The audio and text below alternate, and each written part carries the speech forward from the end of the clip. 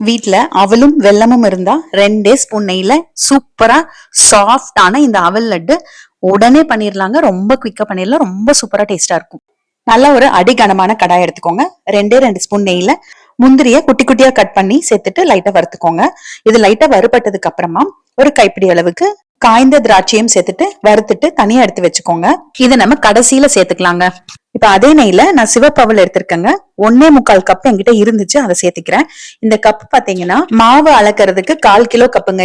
இதுல 1.25 கப் அளவுக்கு நான் அவல் சேர்த்திருக்கேன். உங்ககிட்ட எந்த கப் இருக்கோ அந்த கப்ல சேர்த்திக்கோங்க.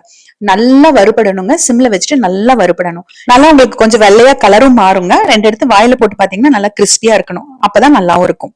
வறுபட்டதுக்கு அப்புறமா ஒரு பிளேட்ல கொட்டி வச்சுக்கோங்க. இது ஆறட்டும். இப்ப அதே கடாயில 1/4 கப் அளவுக்கு வறுத்த வேர்க்கடலை சேர்த்திருக்கேன். நீங்க பொட்டுக்கடலை கூட சேர்த்துக்கலாம். பாதாம், முந்திரி எது வேணும்னாலும் சேர்த்திக்கலாங்க. கொஞ்சம் நல்லா சூடாகிற வரைக்கும் வறுபடணும். ஒரு 3 அல்லது 4 ஏலக்காயும் இது கூட சேர்த்திக்கோங்க. இது லைட்டா வறுபட்டதுக்கு அப்புறமா ஒரு 1/4 மூடி அளவுக்கு தேங்காய், அது நான் கட் பண்ணி மிக்ஸி ஜார்ல சேர்த்துட்டு பொடிச்சிட்டு இது கூட சேர்த்திக்கிறேன். தேங்காயில இருக்கிற அந்த ஈரம் இருக்கு இல்லைங்களா, அது போகிற வரைக்கும் சிம்ல வச்சுட்டு கொஞ்சம் நல்லா வறுத்து எடுத்துக்கோங்க. இப்ப இதை அடுப்பு ஆஃப் பண்ணிட்டு கடாயில விட்டுருங்க. நல்லா ஆறட்டும். நல்லா ஆறினதுக்கு அப்புறமா மிக்ஸி ஜார்ல முதல்ல இந்த வறுத்த அவலை சேர்த்துட்டு பொடிச்சுக்கலாம். இது ரொம்ப நைஸா பொடிக்கணும்னு அவசியம் இல்ல. ரவையை விட கொஞ்சம் ஃபைனா பொடிச்சு எடுத்துக்கோங்க. இப்ப இதையும் நம்ம அந்த பிளேட்ல கொட்டிக்கலாம். நீங்க கம்மியா செய்யற மாதிரி இருந்ததுன்னா இது கூடவே இந்த வறுத்த வேர்க்கடலை, தேங்காய் எல்லாமே சேர்த்து ஒன்னா கூட நீங்க அரைச்சு எடுத்துக்கலாம். இப்ப நான் இந்த வேர்க்கடலையும் தேங்காயும் ஆறினதை திருப்பி மிக்ஸி ஜார்ல கொரன்னு பொடிச்சு எடுத்துக்கிறேங்க. இது ரொம்ப நைஸா பொடிக்கணும்னு அவசியம் இல்ல.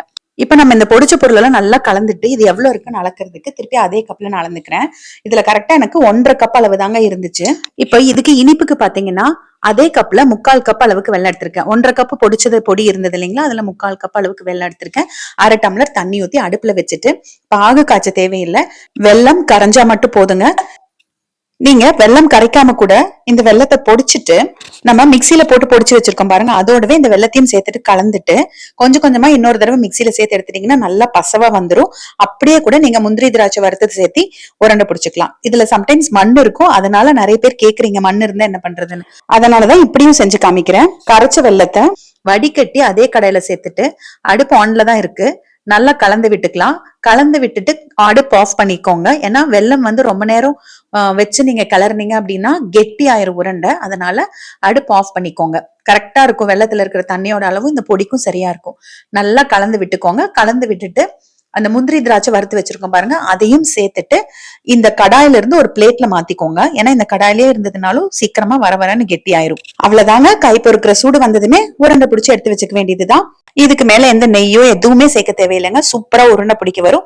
ஆறினாலும் நல்லா சாஃப்டாவே இருக்குங்க. கண்டிப்பா நீங்க ட்ரை பண்ணுங்க.